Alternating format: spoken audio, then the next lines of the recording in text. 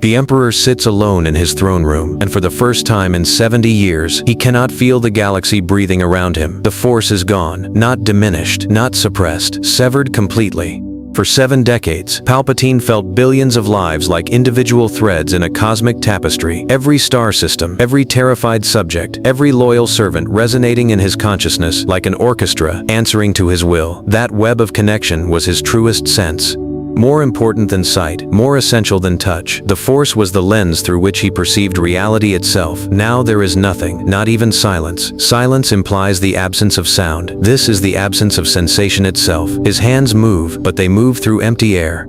His eyes open, but the galaxy doesn't respond. The Emperor, who shaped the fate of trillions, stands in his throne room and understands for the first time in nearly a century that he doesn't know what comes next. But something else is happening, something worse than powerlessness. Without the Force to suppress them, 70 years of memories are surfacing, moments he spent decades burying, consequences he spent decades erasing, every manipulation, every betrayal, every sacrifice demanded in his name, every being destroyed to consolidate power. Every connection severed because connection was weakness, and one memory dominates all others, the memory of Anakin Skywalker, the one being Palpatine believed he had created, shaped, transformed into an instrument of absolute will, the one being who might have been his equal. The one being he destroyed, the one being he loved. The Emperor walks to the viewport overlooking Coruscant. The Empire below functions perfectly without him. The military operates with absolute precision. The government structures hold. The citizens move through their lives unaware that the man who orchestrated their entire existence has just become irrelevant to the system he built. Trillions of beings continue their routines. Ships launch and land. Trade flows. Order persists. Everything Palpatine built survives without his participation, and Palpatine understands that he faces a choice more terrible than any he's faced before. He can continue pretending to be the god he was, or he can finally become the man he spent 70 years refusing to be. Over the next hours, something unprecedented will happen. A Sith Lord will lose his power, but not to an enemy, to himself. The Empire will fracture, but not through rebellion, through the Emperor's own choices. And Palpatine will discover that the real cost of absolute power isn't the enemies it creates, it's the person you become to maintain it. This is the story of what happens when immortality runs out of meaning, when dominion becomes a prison, when the only being capable of breaking the Emperor is the Emperor himself. For 70 years, Palpatine has maintained a simple equation. Power equals survival. Dominion equals safety. The ability to control others equals the inability for others to control you. But now, without the Force to validate this equation, Palpatine must confront the possibility that he has built his entire existence on a lie. Not a lie told to others, a lie told to himself. The throne room has fallen silent. Palpatine lies motionless on the obsidian floor, his breathing shallow, his fingers trembling against cold stone. For 70 years, the Force flowed through him like an extension of consciousness. Every heartbeat in the Empire, every fear, every whispered prayer reaching back to his awareness like an infinite web of connection. That web of connection was not merely a tool, it was his identity. It was the structure upon which his entire existence was built. That web is gone. The severance wasn't gradual. It wasn't a fading. It happened in a single moment, and now the Emperor's mind is screaming at the emptiness where godhood used to be. His hand moves, and he cannot feel it moving through the Force. His eyes open, but the galaxy doesn't respond. The Emperor rises slowly, understanding that something fundamental has broken inside him. Not his body, his identity. He staggers to the viewport where the Imperial Star Destroyers orbit in perfect formation, each one a monument to his vision, each one now deaf to his will. He reaches out, not with his hands, but with the part of himself that has always been his truest limb. Nothing reaches back. The absence is physical. It's a wound. It's a limb that never existed being severed. Palpatine's fingers spread against the transparent steel of the viewport. The glass is cold. He can feel the cold. That much sensation remains, but he cannot feel the thermal signature of the ships beyond. He cannot sense the fear of the bridge crews. He cannot taste the collective obedience of the fleet. It is all there, vast and real and utterly deaf to him. The Emperor tries to reach out again, drawing deep from the place where the Force always dwelled. A wellspring of power that responded to his will like breath, responds to intention. His teeth clench, his entire body trembles. The effort feels like trying to move a limb that no longer exists. The phantom pain is excruciating not because anything hurts physically, but because absence itself becomes a wound. He stands there for hours, hand pressed against the cold glass, waiting for the familiar presence to return. It never does. The Force does not respond because the Force is no longer there. Palpatine finally accepts this, and in accepting it, he begins to understand that something more has been severed than merely a mystical connection. The Force was his permission structure. It was the cosmic justification for every act of will. Every cruelty was service to a greater power. Every sacrifice demanded was necessary for universal balance. Every being destroyed was part of destiny itself. Without the Force, those justifications evaporate. Palpatine demands his Inquisitors be brought to him. The Imperial Guards move instantly, as they always do, but the Emperor notices something crucial. They move because he is physically present, not because they sense his power. The hierarchy is still standing, but its foundation has become invisible. The young Inquisitor arrives, barely 30, scarred from confrontations with Jedi survivors. Palpatine speaks quietly, testing, "Sense the presence of the Force around me." The Inquisitor's eyes go distant for a moment. His consciousness reaches out, grasping for the familiar presence of dark side power. Nothing. His confusion registers like a crack across porcelain. "I sense only you, my Emperor," he replies carefully. The hesitation in those words is everything. The words are empty formality. The trembling certainty that usually accompanies such declarations is gone. The hierarchy's loyalty has just become contingent on invisible proof that no longer exists. Palpatine commands the Inquisitor to attempt a Force throw, a basic technique any Sith apprentice masters in months. The young warrior concentrates. A meditation sphere rises from the floor, hovers for 3 seconds, then falls. The Emperor watches without reaction, but the damage is done. If the Inquisitor is failing basic techniques, something in the Emperor's presence has changed. Word will spread. It always does. Palpatine sends him away and moves to the archives beneath the palace, a cavernous chamber where 70 years of Sith knowledge is catalogued across ancient databanks. His hands move across the terminals with mechanical precision. He searches for Force severance in the records. Curse, plague, punishment from the gods. Nothing. No Sith Lord has ever been severed from the Force and survived to document it. The histories end in madness or swift death. Palpatine realizes he is attempting to solve a problem that has no solution in the knowledge of his order. He moves to the oldest texts, pre-Sith philosophy, Force theories from the earliest Jedi academies. He reads for hours, consuming data about Force bonding, Force sensitivity, the neurological structures that make connection possible. Every text confirms the same truth. The Force is not a tool that can be regained once truly severed. It is not a wound that heals. It is a limb that the body learns has always been phantom, an illusion of agency where none truly existed. Palpatine's breathing becomes ragged. He has built his empire on the certainty that he is more than mortal, that the Force flows through him as the ultimate expression of will made manifest. The archives suggest he was always mistaken. Late at night, Palpatine sits alone in his private chamber. The darkness is absolute. Without the Force, he cannot navigate it with the ease he once did. His fingers brush the wall, and he steadies himself. An ancient gesture of weakness he hasn't performed since childhood. That childhood comes rushing back unbidden.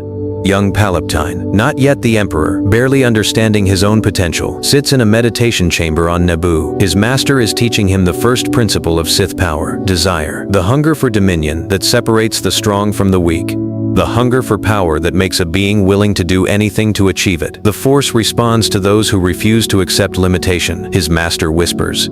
Young Palpatine closes his eyes and feels it for the first time, a presence vast and ancient, coiling through his mind like a living thing, answering his need for power with infinite promise. The sensation is overwhelming. It is as if the universe itself has recognized his hunger and opened a door that had always existed. Power flows into him like a river. Purpose flows into him like destiny. He understands in that moment that he is not alone. He is not limited. He is part of something vast and eternal and unlimited. The memory is clear, but something else surfaces with it, a question he suppressed immediately after it formed. What if the Force was responding because I was desperate enough to imagine anything? What if my own need created the illusion of external power? What if I was always speaking to myself? Palpatine stands, and as he does, another memory surfaces unbidden. Anakin Skywalker, young and furious, demanding to know, why does the Jedi Council not give me a seat? Why do they not trust me? Palpatine's response had been carefully calculated, a performance designed to exploit vulnerability. They fear your power, Palpatine had told him. They see what you could become, and it terrifies them. The Jedi Order was never meant to nurture power. It was meant to suppress it. But I understand you. I see your potential, and I will help you achieve what the Jedi could never allow. But as the memory replays now, something shifts in how the Emperor perceives it. He had not simply recognized Anakin's ambition. He had cultivated it, nurtured it. watched it grow precisely because it mirrored his own need for absolute certainty. The realization hits with physical force. I chose Anakin not because the Force demanded it, but because he wanted to be chosen. Without the Force to justify his actions, Palpatine must confront the reality that he has always been responsible for his own darkness. The Force was never commanding him, he was commanding himself, and then blaming the universe for his choices. Palpatine stands at the viewport as dawn breaks over Coruscant. The city is already awake, billions of beings beginning their day, moving according to patterns that the Emperor established decades ago. The military is already conducting operations that were planned years in advance. The government is already processing decisions that were mandated months ago. The entire system continues without his input because he built it to be independent of his input. He built a machine so perfect that it no longer requires its creator to function. Within hours, Palpatine realizes his real problem wasn't the missing Force, it was what his mind was finally trying to tell him, and he wasn't ready to listen. Palpatine sits alone in his meditation chamber, hands pressed against his temples. The memories have begun, not as gentle recollections, but as invasions. For 70 years, the Force acted as a barrier between him and the cost of his choices, a cosmic buffer that kept him from truly feeling the weight of what he had done. Now that barrier is gone. His mind, undefended and raw, is flooded with moments he spent decades burying. Each memory arrives unbidden, violent, impossible to suppress. Palpatine struggles against them like a man drowning in his own consciousness. He begins to understand that the Force's severance wasn't just a loss of power, it was the removal of the one thing that kept him sane. The first clear memory crystallizes, a younger Palpatine, barely 30 years old, standing in a training chamber on Naboo. Across from him stands a master whose name has been scrubbed from history, deliberately, systematically erased. This man taught Palpatine that power transcends loyalty, that ambition is the only honest pursuit, that love is a weapon to be wielded, not a feeling to be experienced. The training was brutal, the philosophy was seductive. In the moment Palpatine's master turned his back, young Palpatine struck him down, exactly as he had been taught to do. But now, remembering, Palpatine feels something he hasn't allowed himself to feel in decades, the weight of that first murder. Not guilt, he is incapable of guilt in any conventional sense, but regret, the realization that in killing his master, he didn't transcend anything. He simply proved himself predictable, replaceable. He killed the only person who understood him and called it strength. Palpatine staggers to his feet. The meditation chamber spins. More memories assault him in rapid succession, a cascade of faces. Padme Amidala at a state dinner, watching him with cautious intelligence, her eyes holding a knowledge that Palpatine was not prepared to confront. He had seen that look, recognition that the man beside her was dangerous, that the Chancellor of the Republic was something other than human. And instead of addressing it, instead of permitting her to speak, Palpatine had simply ensured that she never left that dinner alive. One poison, one calculated decision, one being removed from the board. Obi-Wan Kenobi on Coruscant, unaware that the man beside him had orchestrated the fall of his entire order. Palpatine had watched Obi-Wan work, had admired his strategic brilliance, had permitted him to survive for decades because Obi-Wan's existence served a purpose. He was a counterbalance to Anakin, a reminder of what Anakin could have been if the Emperor had not shaped him. A living memory of the Jedi Order's dignity. Mace Windu's shock in the final moments of his life, understanding too late that he had been betrayed by someone he never suspected. Windu had stood in this very room, had looked into the eyes of the man he believed was the Chancellor, and had seen only emptiness, not darkness, emptiness. And in that moment of understanding, Windu had realized that he was not being betrayed by a being with ambition. He was being erased by a being with no capacity for connection whatsoever. Each memory carries emotional weight that Palpatine's shields can no longer deflect. The suppression mechanisms that allowed him to commit these acts without feeling their impact are gone. The Force had been an anesthetic, and now that anesthetic is removed, every act of will is raw. Every consequence is immediate. Every death is present. The memories accelerate. Palpatine finds himself reliving his relationship with Anakin Skywalker, not as a series of strategic manipulations, but as a sequence of genuine moments. He remembers the first time he felt actual pride in Anakin's progress. Not calculated pride, not the pride of a chess master watching a pawn advance. Real pride, the kind of feeling Palpatine had convinced himself he no longer possessed. The realization sickens him because it reveals a truth that undermines his entire philosophy. He had not transcended emotion, he had merely suppressed it. He remembers a private conversation, Anakin asking directly, "Will I ever be as strong as you?" Palpatine's response had been calculated. "You will exceed me," but as he relives the moment now, Palpatine understands that he meant it, not as strategy, as hope. For 70 years, he has narrated this moment as pure manipulation, the perfect bait to keep Anakin pursuing power. But the truth is more complex and more damning. Palpatine genuinely believed Anakin could become greater than him, and he wanted it to be true. He wanted to pass something to someone. He wanted to be succeeded by someone worthy. He wanted to matter to someone in a way that transcended power. And that desire was the most dangerous thing he had ever felt. The force of this realization nearly drops him to his knees. Palpatine staggers to a wall and presses his palms against it, breathing hard. His entire philosophy crumbles. Everything he built was constructed on the principle that emotion weakens, that attachment poisons, that love is merely a tool.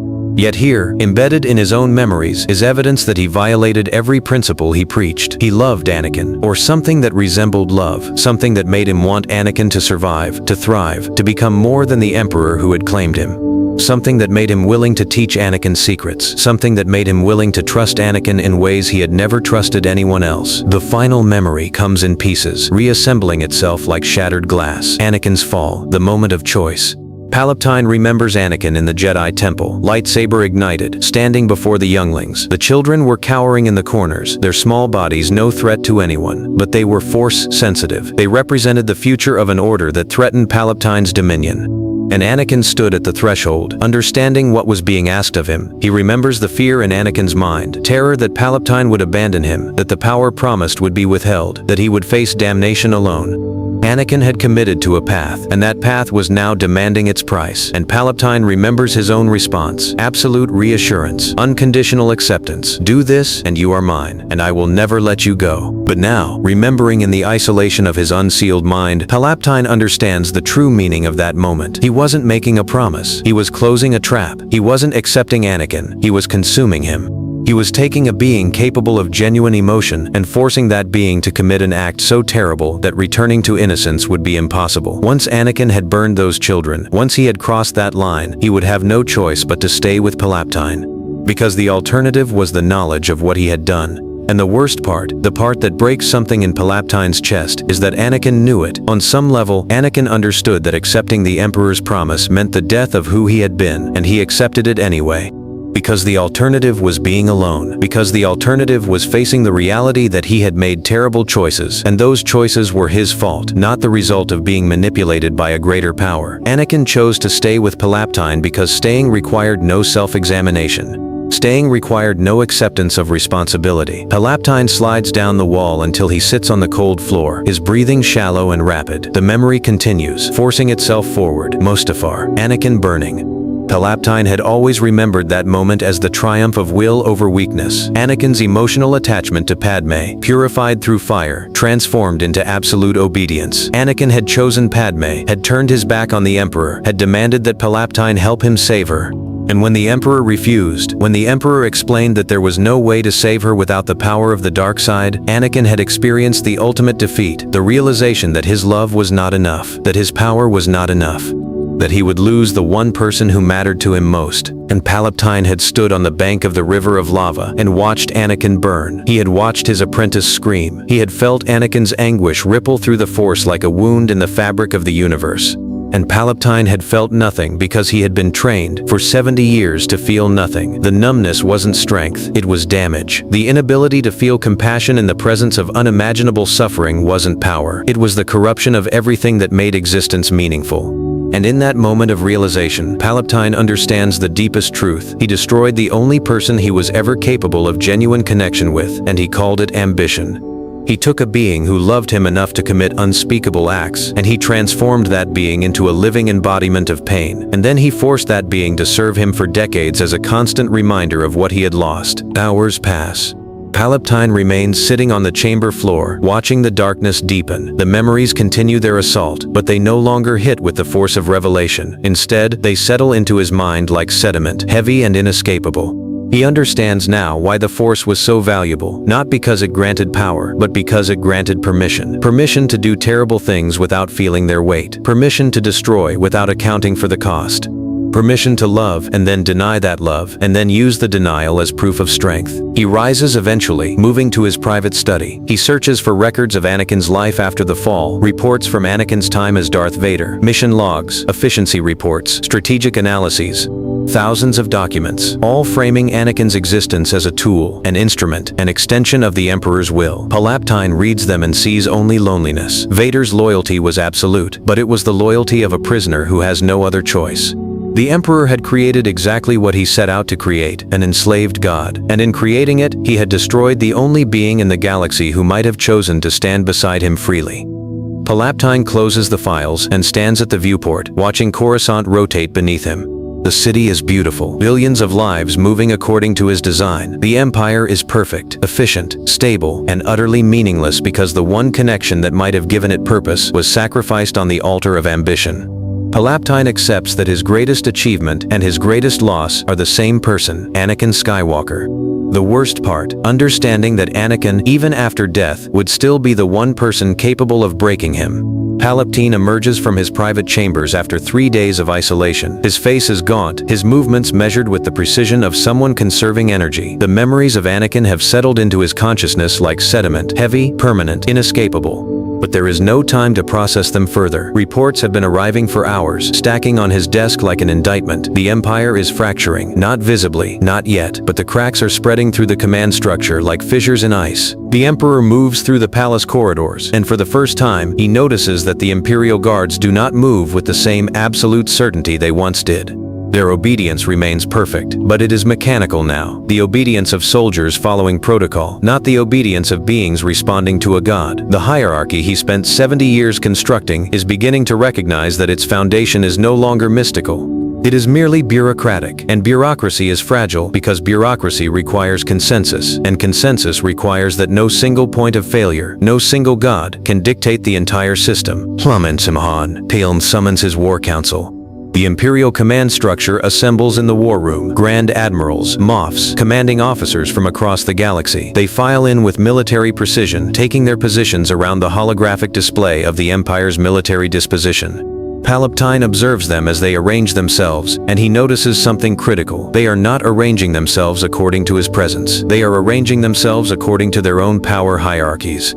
The physical arrangement of bodies in a room has become a statement of independence. Grand Admiral Thrawn stands at the northern position, the position of highest authority in a military gathering. He does this deliberately, making a choice that would have been unthinkable weeks ago. Moff Jerjerid claims the eastern sector. Admiral Ozzel positions himself with the fleet commanders rather than the administrative hierarchy. The message is unmistakable. The subordinates are no longer subordinates. They are competitors for power, temporarily united by the illusion that the Emperor still controls them. Palpatine takes his seat, and the meeting begins with briefings on sector stability. The reports are uniform. Commanders are consolidating power in their territories, establishing independent supply chains, strengthening local militaries. The language is procedural, but the meaning is unmistakable. Preparation for autonomy. Sector 7 reports a 17% increase in military personnel, one commander states. Neutral language, but the implication is clear. Sector 7 is preparing for independence.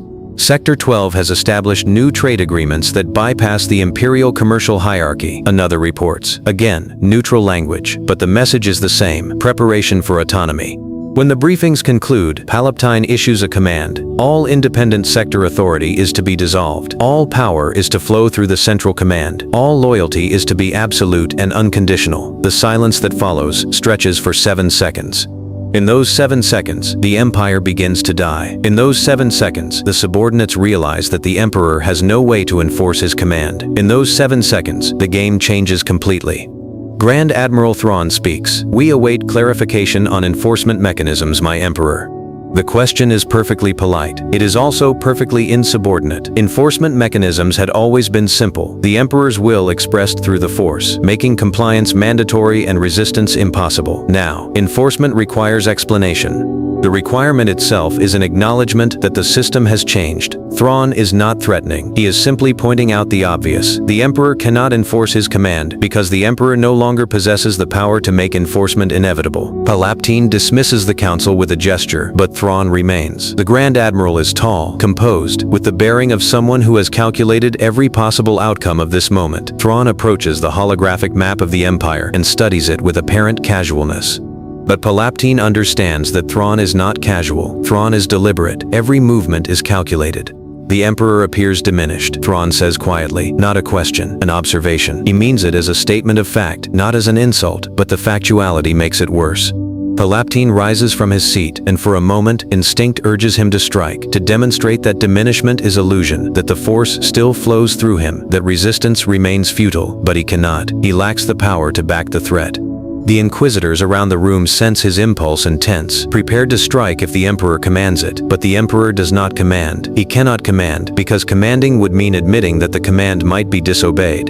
Instead, Palpatine moves to stand beside Thrawn at the map. "Your assessment?" he asks. The words are calm, the tone is controlled, but Thrawn hears what lies beneath: defeat. Thrawn glances at him, a deliberate, measuring look. "Your power has always been the foundation of the Empire's structure. Remove that foundation, and the structure begins to rearrange itself according to its own internal logic. The military factions have already begun. The civilian administration will follow within weeks. In 6 months, the Emperor will have authority in name only. In a year, the imperial throne will be a ceremonial position, and real power will be held by regional warlords who answer to no central authority." Thrawn speaks with the detachment of someone analyzing a historical inevitability rather than the present moment. Palpatine realizes that Thrawn has already mapped out the Empire's dissolution. He has already identified which sectors will declare independence first, which Moffs will ally with which power centers, how long the transition will take. Thrawn has not come to threaten the Emperor. He has come to inform him of a process that is already underway. He has come to offer the Emperor the courtesy of understanding what is about to happen to the system he built. Palpatine makes a choice then, not born from strategy, but from necessity. He leans toward Thrawn and speaks quietly. "What would it take to prevent this dissolution?" Thrawn meets his eyes. "Only the restoration of your power, and since that is impossible, acceleration is the only remaining variable." He means it as kindness, which makes it worse. Palpatine recognizes that his subordinates no longer fear him. They pity him, and pity dissolves authority faster than hatred ever could. After Thrawn leaves, Palpatine moves alone through the palace to a chamber he has not visited in 40 years, the archive of Vader's contingency plans. These are files that exist separate from the official Imperial records, hidden in encryption that only Vader and the Emperor were supposed to access. Palpatine had dismissed them for decades as the paranoid work of a subordinate who had not yet learned complete trust. Now he opens them. The files are extensive. Vader had mapped out succession protocols, detailed instructions for who should command the military if the Emperor died. He had identified which admirals were loyal to the Emperor specifically versus loyal to the Empire generally. He had created supply chain alternatives that could sustain the military without central command approval. He had built redundancies into the command structure designed to allow the Empire to survive without the Emperor. Vader was preparing for the Emperor's absence, or perhaps more honestly, Vader was preparing for the Emperor's removal. But Palpatine reads these files with the knowledge of the memories now settling in his mind. He understands now that Vader was not acting out of lack of faith. Vader was acting out of a desperate need for the Empire to survive, even if the Emperor did not. Vader loved the Empire more than he loved the Emperor. Or perhaps, in some wounded part of his mind, Vader understood that the Emperor did not deserve loyalty that extended beyond death. Perhaps Vader, burned and broken and enslaved, still possessed the clarity to see that the Empire was more important than the tyrant who ruled it. Palpatine finds himself sitting on the floor of the archive, surrounded by holographic displays of his own potential obsolescence, designed by the one person he believed would protect his legacy forever. The realization restructures his understanding of history. Vader was not the loyal servant, executing the Emperor's will without question. Vader was an architect building an exit strategy. Vader was the Emperor's greatest achievement precisely because Vader was the first being capable of transcending the Emperor's control through preparation rather than rebellion. Palpatine comprehends that Anakin Skywalker, even as Darth Vader, was always planning for a future where the Emperor would not exist, and now that future has arrived. The worst part about becoming powerless wasn't losing the game, it was finally understanding the rules of the game he'd spent 70 years winning. Palpatine sits motionless in his war room, watching intelligence reports scroll across holographic displays. The Empire's fragmentation has slowed. The military factions that were consolidating power have stabilized their positions. The civilian governments have established independent protocols. Everything that should have collapsed under the weight of the Emperor's absence has instead reorganized into functional autonomy. But something has shifted in Palpatine's approach. He is no longer attempting to reassert dominance through intimidation. He is studying, analyzing, remembering. Every face in these reports carries weight now, not the weight of their strategic value, but the weight of what he knows about them. The memories flooding his consciousness have given him something more dangerous than the Force ever could: intimate knowledge of every weakness, every ambition, every secret vulnerability of the beings who now believe themselves independent. Palpatine understands that he has entered a new phase of the game, and this time, the weapon is not mystical, it is psychological. Grand Admiral Thrawn receives a private communication from the Emperor. The message is brief and encoded in a cipher that only Thrawn would understand. Report to the Imperial Palace, alone. Thrawn arrives at the specified hour, escorted through corridors that have begun to feel like the hallways of a museum. The Emperor is no longer the living center of power. He is becoming an artifact, preserved behind glass, observed but not touched. The study is dimly lit, lined with ancient texts and personal archives. Palpatine stands at a viewport overlooking the city, and when he turns to face Thrawn, his expression is unreadable. "I have a gift for you," the Emperor says. He transfers a data file to Thrawn's personal terminal. The Grand Admiral opens it and finds military specifications, detailed schematics of a Star Destroyer fleet that doesn't exist in official records, hidden construction yards, supply chains that bypass the central command. 40 years of secret development, all authorized by Palpatine himself, and all completely unknown to the military hierarchy. The files detail not just ships, but command structures, not just weapons, but supply routes. Not just military hardware, but the infrastructure necessary to sustain an independent military operation for years without drawing on the central imperial economy. Palpatine had spent 4 decades building a system within the system, a shadow military that could be activated at any moment to reassert control if needed. Thrawn's composure fractures for a single moment. The Grand Admiral's hands tremble as he scrolls through the specifications. Palpatine watches this fracture with clinical precision, understanding exactly what Thrawn is experiencing, the shattering of certainty. "You built these contingencies," Thrawn says quietly. "Your contingencies," Palpatine corrects. "I merely ensured they remained viable. You have been consolidating power because you believed the Emperor had become irrelevant. Now you understand something crucial. The Emperor was always 10 steps ahead. The question is not whether you can seize control. The question is whether you can survive knowing that I permitted it. Because if I permitted it, that means I have already calculated how to use it." Thrawn processes this. The intelligence that made him fearless, the understanding that Palpatine was diminished, has become a liability. The Emperor has transformed vulnerability into a psychological weapon. If the Emperor can conjure hidden fleets, if the Emperor can permit rebellion and transform it into strategy, then the Emperor's powerlessness is performative. It is bait. Thrawn recognizes that Palpatine's apparent weakness has become more dangerous than his former omnipotence because it suggests a level of strategic planning that transcends simple power. Palpatine executes the same strategy with other power centers. Moff Jerjerrod receives encrypted files detailing every private transaction his family has conducted for the past 30 years. Transactions that, while technically legal, reveal patterns of corruption that could destroy him politically. The files detail payments to accounts hidden across the galaxy. They detail family members on Imperial payrolls. They detail business arrangements that would be considered treasonous if revealed to the Senate. Admiral Ozzel is contacted with information about a daughter he didn't know existed, placed in a sector he controls, vulnerable to leverage. The files explain that the Emperor has been maintaining surveillance on Ozzel's personal life for decades. There is a child, born to a woman Ozzel had a brief relationship with years ago. The child is alive, healthy, and positioned in exactly the right place for the Emperor to have complete access to her at any moment if he chooses to use her. The Inquisitors are reminded of promises made in private chambers. Promises about power, about immortality, about dominance. Promises that the Emperor is now prepared to honor selectively, depending on their continued loyalty. Palpatine reminds them that they achieved their positions through the Emperor's favor. They will maintain their positions only through the Emperor's continued favor. And should they ever consider abandoning that loyalty, the Emperor has documented every transgression, every secret, every hidden ambition that could be used to destroy them. Neek's communication is perfectly calibrated. Palpatine is not threatening. He is not demanding. He is simply reminding each faction leader that the Emperor's knowledge extends beyond what they believed possible, that the Emperor's preparation has been absolute, that the transition they believed was liberation has actually been observation. The psychological effect is immediate and comprehensive. Independence becomes suspect. Every sector leader begins to wonder if their consolidation of power was permitted or merely unnoticed, if it was strategy or mistake. The military, which had reorganized into functional autonomy, begins to question its own structure. Officers wonder if their promotions were genuine advancement, or if they were being positioned for purposes they don't understand.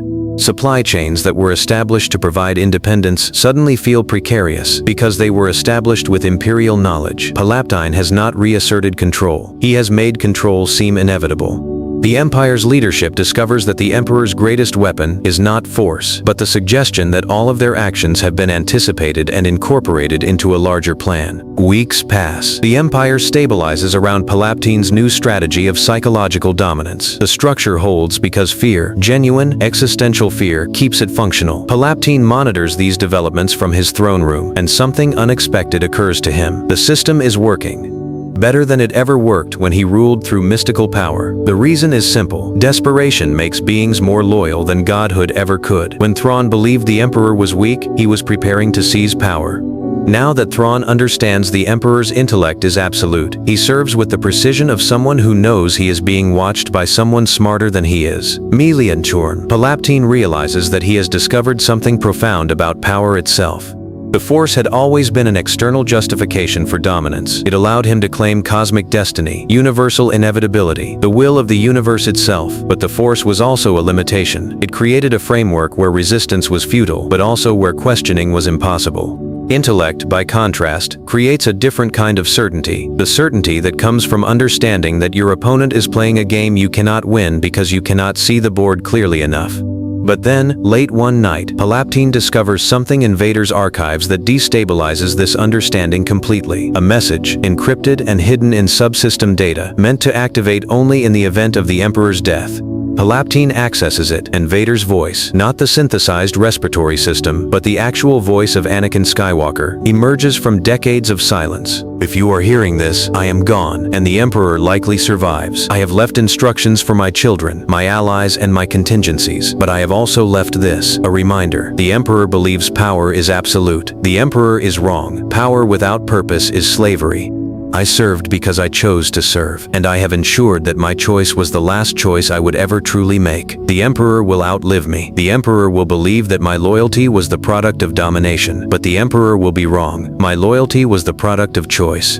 And that choice was the only freedom I ever had. Palpatine understands immediately what this means. Vader was aware of everything, every manipulation, every contingency, every calculated moment, and Vader had made the choice to stay anyway, not because he was trapped. Because he had calculated that the alternative was worse. Palpatine comprehends that Anakin Skywalker's loyalty was always a choice, and a choice made knowingly, which means Anakin understood something about power that Palpatine has never fully grasped. Palpatine stops manipulating his subordinates, not because the strategy failed, it succeeded beyond measure, but because the realization of Vader's voluntary servitude has revealed something that no amount of psychological domination can change. Choice is the only genuine source of loyalty. All of his contingencies, all of his hidden knowledge, all of his strategic brilliance cannot prevent the fundamental human act of deciding to leave. Vader had the knowledge to escape. Vader had the resources to survive independently. Vader had every rational reason to betray the Emperor. And Vader stayed. Not out of fear, out of something else entirely. Palpatine's mind begins fragmenting again, but not from unwanted memories, from understanding. He has spent 70 years believing that control is dominance, that loyalty is compliance, that power is the absence of choice. But Vader demonstrated something different, that true power is the presence of choice, and true loyalty is the conscious decision to remain despite the ability to leave. Everything Palpatine built, the contingencies, the hidden fleets, the psychological dominance, is functionally meaningless because it is built on the foundation that beings must serve. Palpatine realizes that the memories are not attacking him anymore. They have settled into something else, understanding. And understanding brings with it a new kind of pain, not the pain of loss, but the pain of clarity. He has maintained control of the Empire through a strategy that Vader understood was ultimately hollow. He has kept his subordinates loyal through the revelation of his own superiority, but he has never, in 70 years, earned genuine loyalty. He has only manufactured its appearance. The worst part about becoming brilliant enough to see every angle was finally understanding that Vader had seen them all along, and stayed anyway. Palpatine stands in his private meditation chamber, hands trembling. The revelation about Vader's voluntary servitude has fractured something deeper than any memory invasion could achieve. For 70 years, he built an empire on the certainty that dominance was inevitable, that power created obedience, that loyalty was manufactured through fear. Now he understands that Anakin Skywalker, the being he believed he had created, shaped, transformed into an instrument of will, had always possessed the freedom to leave, and Anakin chose to stay. The Emperor's reflection stares back at him from the obsidian walls, older now, diminished, not by the loss of the Force, but by the weight of clarity. Around him, the Empire continues its perfect function. The military operates with absolute efficiency. The government structures hold. Everything he built survives without his participation, but Palpatine recognizes something he never permitted himself to see before. A perfect machine is not the same as a meaningful one, and an empire that doesn't need its emperor is an empire the Emperor has already lost. Intelligence reports arrive announcing a Jedi survivor sighting in the Outer Rim, a child, Force-sensitive, age approximately 8. The details are sparse, but they carry weight. Another generation of Jedi continues despite the fall of the Temple, despite the Great Purge. Despite everything Palpatine orchestrated to ensure the Jedi Order's extinction. In the past, the Emperor would have responded with immediate action. Hunters deployed, fleets mobilized, the entire might of the Empire focused on eliminating a single child. The logic would be sound. A surviving Jedi is a threat to universal order, but Palpatine finds himself hesitating. He summons a holographic map of the sector where the child was spotted and traces the location methodically. The child is alive, unaware of the Empire, unaware of Palpatine. Living in ignorance in a remote settlement, probably unaware of what it means to be Force-sensitive at all. The Emperor's hand hovers over the command that would destroy her. One gesture, one authorization. Her life ends before sunset. The threat is eliminated before it becomes consequential. Palpatine does not issue the order, not out of mercy. Mercy would suggest emotional connection he doesn't possess, but out of something else. A question that has no answer. What is the difference between eliminating a threat and eliminating a possibility? If he kills the child, he protects the Empire. If he permits the child to live, he permits the possibility that something unexpected might occur. The hesitation itself is the turn. Palpatine faces a choice where both options, dominance through action and acceptance through inaction, carry equivalent weight, and for the first time, domination feels hollow. Days pass. The intelligence report sits on Palpatine's desk, unopened, unremarked. Other decisions demand attention. A trade dispute in the corporate sector, a minor rebellion attempting to organize in the Outer Rim, standard administrative work. But beneath each decision, Palpatine notices something shifting in his own psychology. He is making choices without the certainty that once defined him. Should he authorize military force to suppress the rebellion, or permit it to grow until it becomes manageable through negotiation? Should he reinforce the corporate sector militarily, or allow market forces to resolve the dispute? Every choice suddenly presents itself as genuine choice rather than inevitable necessity. He realizes that the Force's severance has stripped away more than power. It has stripped away permission. The Force was always a justification for action without question. The Force demanded certain things. The Force required absolute loyalty. The Force mandated destruction of the Jedi. Now, without the Force, each action requires justification only from Palpatine himself, and self-justification is far more difficult than cosmic justification. Palpatine calls a private meeting with the Inquisitors who have remained closest to him, warriors conditioned to absolute obedience. He poses a theoretical question. If the Jedi were to re-emerge, would elimination be moral necessity or merely strategic preference?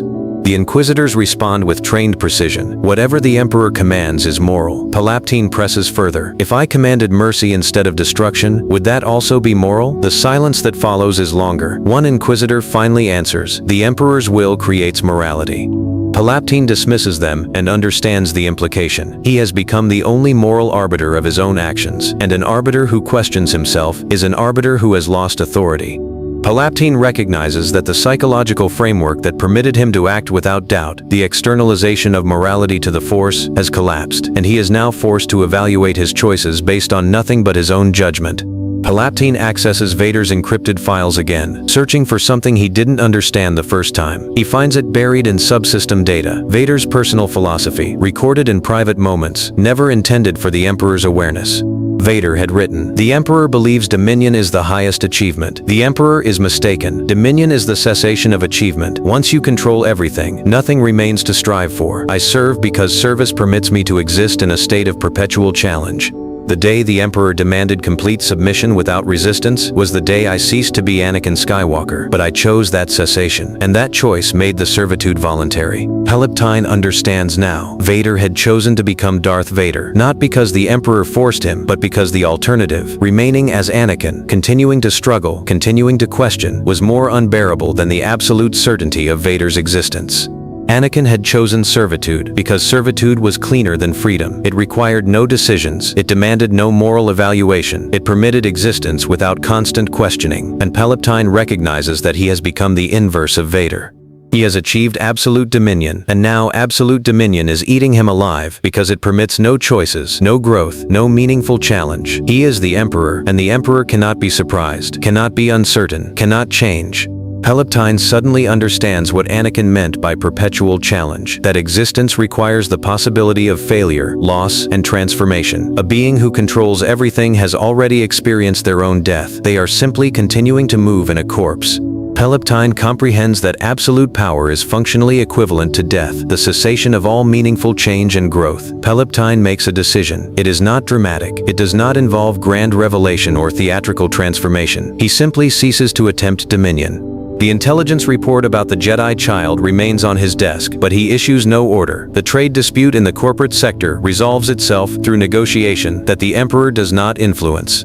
The minor rebellion in the Outer Rim grows, spreads, and eventually collapses under its own disorganization. The Empire continues without his active participation. But something unexpected emerges from this cessation. Palpatine's mind begins to settle. The memories stop assaulting him and instead become simply memories. The constant pressure to maintain control, to ensure dominance, to demonstrate power, all of it ceases. He begins spending hours simply existing in his chambers, reading ancient texts not to extract power, but to understand. He watches reports of the Empire's continued function with detached observation rather than proprietary concern. He has become a ghost in his own throne room. And in this ghostliness, Palpatine discovers something that resembles peace, not redemption. He remains absolutely the architect of his own darkness, and that darkness remains his choice. But peace in the sense that the constant struggle has ended. He no longer needs to win because he has already won everything. He no longer needs to dominate because there is nothing left to dominate. He sits in the throne and observes the galaxy continue without him, and for the first time in 70 years, the Emperor has nothing left to prove. Palpatine accepts that the ultimate power move is the refusal to play the power game anymore. The most dangerous moment for any tyrant is when they finally understand that their victory was never about winning. It was always about never having to lose. 3 months have passed since Palpatine ceased active governance. The throne room has become a mausoleum where a living man conducts his vigil over a ghost. Reports arrive daily, but the Emperor no longer reads them for intelligence. He reads them for understanding. The military continues its reorganization. The Moffs establish independent fiefdoms. The Inquisitors scatter like seeds across the galaxy, taking their orders from regional warlords rather than the throne. And Palpatine watches it all with the detachment of an archaeologist observing the ruins of a civilization that once was. But something unexpected begins to happen. The Empire, freed from the necessity of pleasing an immortal god, starts to function in ways that Palpatine never anticipated. Grand Admiral Thrawn, no longer constrained by the Emperor's invisible hand, begins to move with genuine strategic brilliance.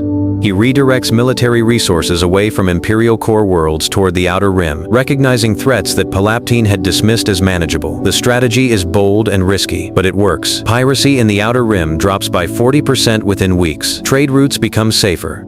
Commerce increases. Moff Jerjerrod, operating without fear that the Emperor is secretly monitoring his every move, develops trade agreements that strengthen his sector's economy beyond anything the centralized Imperial bureaucracy could have accomplished. He negotiates with corporate entities that had previously refused to deal with the Empire out of fear. He establishes business relationships based on mutual benefit rather than imperial coercion. His sector flourishes. The prosperity spreads to neighboring sectors. The regional economy becomes stronger than the central imperial economy. The Inquisitors, released from the torment of serving a master who might at any moment decide their usefulness had ended, begin to stabilize their territories and actually train new Force-sensitive recruits. Instead of hunting Jedi survivors to extinction, they begin to establish academies. They begin to preserve knowledge. They begin to build for the future rather than simply defending the past. The regions they control become centers of learning and stability. Palpatine realizes something that chills him. His absence has not weakened the Empire, it has strengthened it. The system he designed to collapse without him has instead evolved beyond him. The contingency plans that Vader laid, the supply chains, the redundancies, the distributed authority, were not designed to keep the Empire functioning despite the Emperor's death. They were designed to make the Empire stronger in the Emperor's absence. Vader had understood something Palpatine had never fully grasped, that true power is not the concentration of authority, but the distribution of it in ways that make the organization resilient. The irony is crushing. Palpatine spent 70 years ensuring that no subordinate could challenge his authority. He built systems where every being was dependent on his will. He created a hierarchy where power flowed from the top down, with every level subservient to the level above. And in doing so, he created an empire that was simultaneously powerful and fragile, an empire that could accomplish anything as long as the Emperor was alive and in control, but an empire that would collapse completely if the Emperor ever lost power. But Vader had seen this flaw.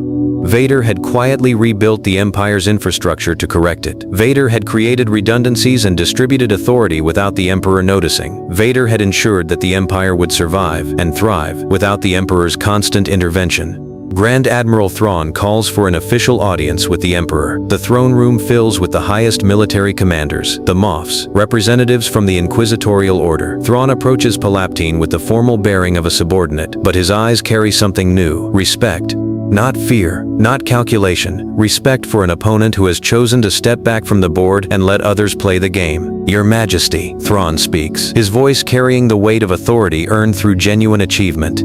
I come before you to inform you of a decision. The military has voted to establish the Throne Council, a governing body composed of the finest strategic minds in the Empire. You will remain Emperor, a ceremonial position of absolute authority, but the day-to-day governance will pass to us, under the understanding that you will never again attempt to reassert direct control. In exchange, we guarantee the stability of the Empire and the permanence of your name in galactic history. Palpatine listens, and something unexpected happens. He is relieved. The weight of governance lifts from his shoulders. For 70 years, he has borne the burden of absolute dominion. Every decision has flowed through him. Every crisis has demanded his attention. Every conflict has required his judgment. And now, someone is offering to take it from him, not by force, but through respect. Not through rebellion, but through recognition that the Emperor has already achieved all that can be achieved through dominion. Palpatine accepts. The transition is formal and complete. The throne becomes what it has always been symbolically, the seat of ultimate authority, but what it never was practically: empty. The Emperor sits in the throne, but the Emperor no longer rules, and Palpatine discovers something that he never expected to find: freedom. Not the freedom of power, but the freedom of irrelevance. In the weeks that follow, Palpatine begins to understand the true nature of what has happened to him. He lost the Force, but he gained clarity. He lost his dominion, but he gained honesty. He lost his godhood, but he discovered humanity. The memories of Anakin no longer attack him. Instead, they become the foundation of his understanding of what power truly means: not the ability to control others, but the freedom to choose, and the wisdom to know when not to choose. A message arrives from the Outer Rim. The young Jedi child, now a teenager, has grown strong in the Force. She has begun training other survivors of the Jedi Purge. The Throne Council recommends immediate elimination, but Palpatine, from his throne, does something unprecedented. He permits it. He issues a decree that no Imperial force will interfere with the young Jedi's order, as long as they do not directly threaten Imperial stability. The Throne Council is shocked. Thrawn approaches the throne in private. Your Majesty, this decision seems inconsistent with 70 years of Sith doctrine. Palpatine looks at him with eyes that have seen too much and learned too little for too long. Inconsistency, he replies, is what we call growth when we are fortunate enough to survive long enough to achieve it. Thrawn considers this, and he understands. The Emperor has transformed, but not through redemption, through simple, crystalline understanding. The Emperor had finally won everything, and only then did he understand that everything was the one thing he had always feared most. 10 years have passed. The Emperor is older now, not just in body, but in spirit. The throne room remains his constant companion, but it has become less a seat of power and more a meditation chamber. Reports arrive from across the galaxy, but Palpatine rarely reads them. The Throne Council manages the Empire with a competence that Palpatine never achieved through dominion. Trade routes flourish. Sectors compete economically rather than militarily. The constant warfare that characterized the early Empire has given way to stable, if occasionally tense, coexistence. But something darker is growing in the Outer Rim. The young Jedi's order has begun to reveal herself. She holds public gatherings. She teaches about the nature of the Force. She speaks of balance, of harmony, of redemption. The ideology she preaches is everything that Sith doctrine opposes.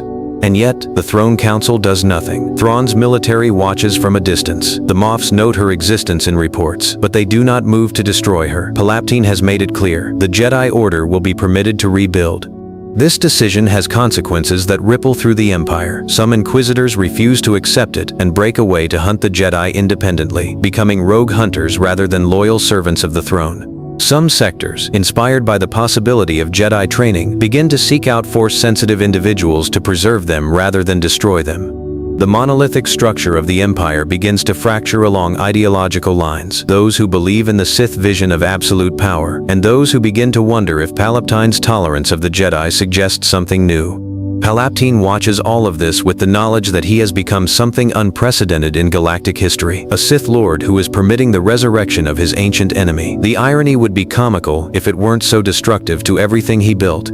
The Sith philosophy teaches that there is no redemption, only power. Yet here he sits, an old man in a throne room, having renounced the very power he spent a lifetime accumulating. A messenger arrives from the Outer Rim. It is a young woman, the Jedi girl, now grown into a woman in her 20s. She has come to the Imperial Palace alone, knowing that doing so might mean her death. The Throne Council is shocked. The Inquisitors mobilize. But the Emperor issues a command. Permit her entry. The woman approaches the throne with no weapon, no armor, no pretense. She simply walks forward until she stands before the most powerful being in the galaxy, and she kneels. "I know what you are," she speaks. "I know what you have done.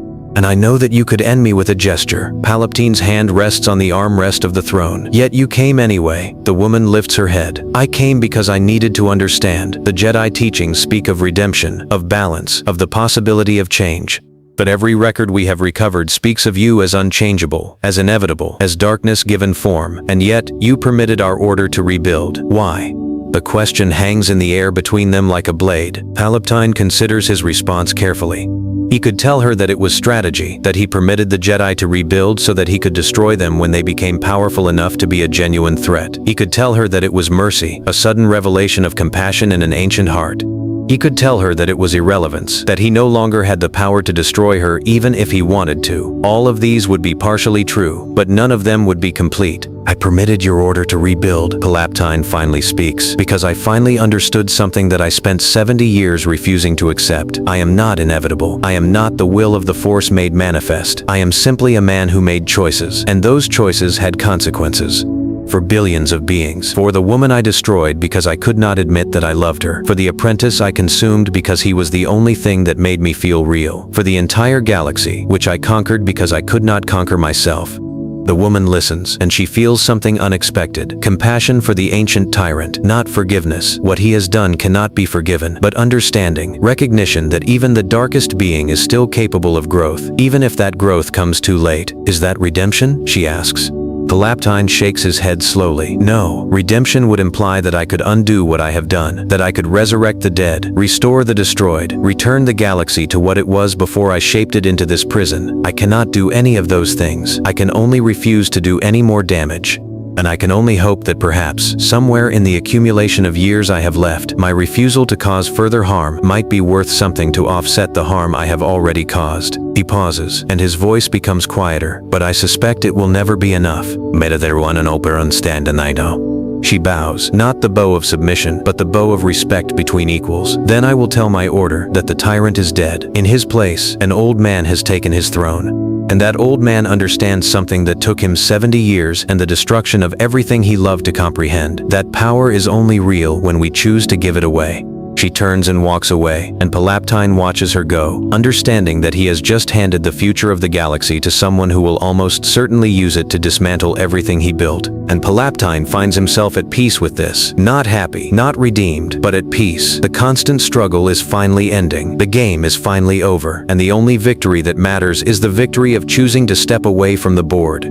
The last thing a tyrant discovers is that the only power that matters is the power we refuse to use. 20 years have passed since the young Jedi first came to the throne room. The Emperor is ancient now, not young by any measure, long past the age when beings usually surrender their lives to time. Yet Palpatine remains. The throne room has become a historical monument, protected and preserved. The seat itself is barely sat upon anymore. The Emperor spends most of his days in a small meditation chamber, surrounded by the artifacts of his long reign. Palpatine sits alone, watching the data streams of the galaxy flow across his personal display. The news is both expected and unexpected. The Jedi Order has grown to several hundred strong. They have established academies across the Outer Rim. They teach openly about the dangers of the dark side, about the possibility of redemption, about the importance of balance. The Sith philosophy, which Palpatine spent 70 years propagating, is being actively challenged by a growing movement of beings who believe that power is not the highest good, but something else is happening as well. The Empire is fracturing. Not in the violent way that Thrawn predicted decades ago. Instead, it is fragmenting into something new. Some sectors remain loyal to the throne and the Sith ideology. Others have begun to support the Jedi Order. And still others have found a middle ground, a vision of galactic governance that borrows from both traditions without surrendering completely to either. The Throne Council comes to the Emperor one final time. Thrawn is ancient as well, his hair white, his bearing still erect, despite the weight of years. The Grand Admiral has achieved something remarkable. He has managed the transition of imperial power without bloodshed. He has overseen the gradual democratization of the military. He has permitted the Empire to evolve without destroying its essential structure. Your Majesty, he speaks, we come to inform you of a decision. The galactic landscape has changed. The dichotomy between the Sith and the Jedi is no longer tenable. We are proposing to dissolve the Throne Council and establish, instead, a democratic republic, where all beings have a voice in the governance of the galaxy. Palpatine listens, and the irony strikes him with physical force. He spent 70 years establishing absolute dominion. He built an empire on the principle that centralized power was the only path to stability. And now, 70 years later, his greatest general, his most trusted strategist, is informing him that the path forward requires the distribution of power to billions of beings who will likely use that power to work against everything Palpatine stood for. And what becomes of me? Palpatine asks. Thrawn pauses. Your legacy will be complex. You will be remembered as a tyrant who reshaped the galaxy, but you will also be remembered as the tyrant who at the end of his life recognized that what he had built was not worth preserving and permitted it to be unmade.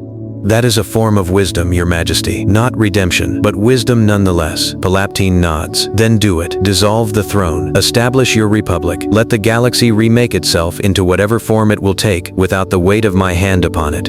Thrawn bows, a gesture of respect that Palpatine never would have permitted decades ago, and leaves to carry out the dismantling of the Empire. In the weeks that follow, the process unfolds with remarkable grace. The Throne Council transitions to a galactic senate. The military is broken into regional defense forces. The Inquisitors either accept a role in the new Jedi Order or disperse into various roles across the galaxy. The system of imperial governance, which had lasted 71 years under Palpatine's rule, is completely unmade within weeks, and Palpatine watches it happen from his throne room. He does not resist. He does not attempt to maintain control. He simply observes, as he has learned to do over the past 20 years. The old man in the throne room has become a curiosity, the last artifact of a fallen empire, preserved like a museum exhibit for the sake of historical completeness. One day, an old woman arrives at the throne room. It is the Jedi, now ancient herself, her hair white, her face lined with the weight of decades spent rebuilding her order. She approaches the throne, and the last emperor of the Sith rises to meet her as an equal. I came to tell you, the Jedi woman speaks, that the Jedi Order has decided to preserve your life, not because you deserve preservation, but because your transformation, your journey from absolute tyrant to a being capable of understanding the consequences of his own power, is a story that our order believes should be told and remembered. You will remain here, in the throne room, as a living testament to the possibility of change, no matter how late it comes. Palpatine accepts this judgment with the clarity of someone who has already accepted all judgment. I will remain, he says simply. And I will hope that my life, lived at last with honesty, might offer some small wisdom to those who come after. Not redemption, but perhaps, in time, contribution. The Jedi woman bows, and as she turns to leave, she pauses. There is one last thing, she says. Anakin Skywalker, the one you destroyed, has become a legend in our tradition, a symbol of the damage that can be done by those who seek absolute power. But we also teach that his final act, his choice to destroy you rather than allow you to destroy Luke Skywalker, was an act of love. Whatever your memories contain, know that the galaxy remembers him as a hero. Not as the instrument of your will, but as a being who chose, at the moment of his death, to value something more than his own survival. That is the legacy you gave him by destroying him, and perhaps, in some way, it balances what you took from him when he was alive. Palpatine sits back in his throne, and the memories of Anakin, which have been his constant companion for decades, finally become not sources of pain, but sources of understanding. He had destroyed Anakin, but Anakin's destruction had become the thing that changed the galaxy.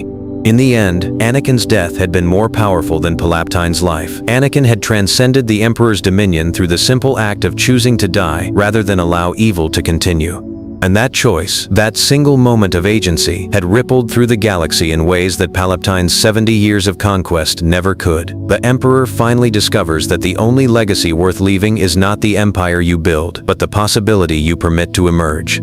The throne room remains, but it is no longer the seat of power. It has become a historical monument, a place where visitors come to understand what absolute power looks like and what it costs.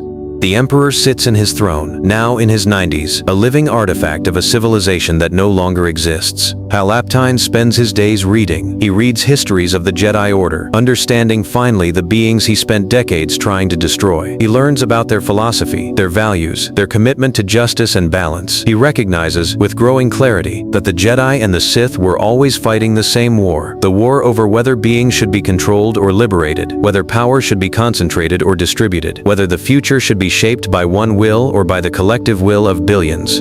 He reads philosophical texts about the nature of power, about the possibility of redemption, about the requirements of balance. He reads letters from beings across the galaxy, some thanking him for finally releasing his grip on their worlds, others condemning him for the 70 years of oppression that preceded his renunciation. Some letters are kind, some are vicious, most are simply honest. And Palpatine reads them all with the same equanimity, accepting the judgment of the galaxy without attempting to defend himself. He reads a letter from Vader's descendants, beings he never knew existed, children of Anakin, who grew up in hiding, never knowing who their father was. They have read the records of Vader's life, and they thank Palpatine for one thing, for loving Anakin enough that Anakin's response to that love, to refuse to allow his children to become servants of the Emperor, became the act that freed them.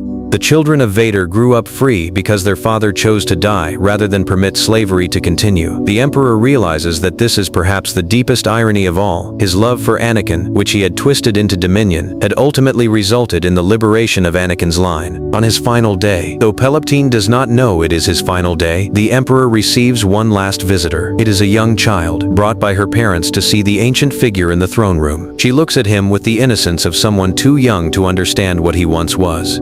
"Are you the bad man?" she asks, simply. Palpatine considers the question with the care it deserves. "I was," he finally responds, "for a very long time, and many beings suffered because of it. I cannot undo that suffering.